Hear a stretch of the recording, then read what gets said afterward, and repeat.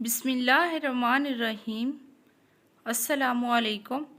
Welcome back to my channel health and beauty tips.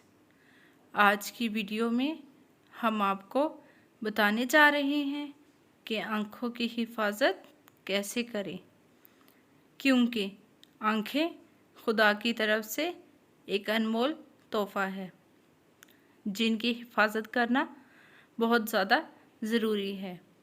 आपको बताएंगे कुछ ऐसे घरेलू टोटके जिससे आप अपनी आँखों की हिफाजत कर सकते हैं।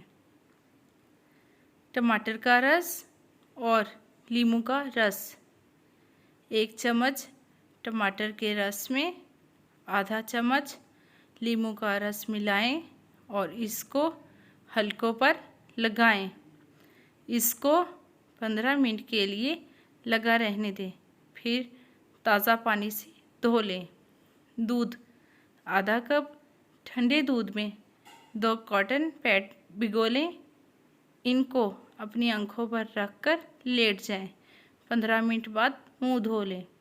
बादाम का तेल, हर रोज़ रात सोने से पहले अपनी आँखों की हलकों पर चंद कतरे बादाम के तेल के लगाकर हल्का सा हाथों से मसाज करें।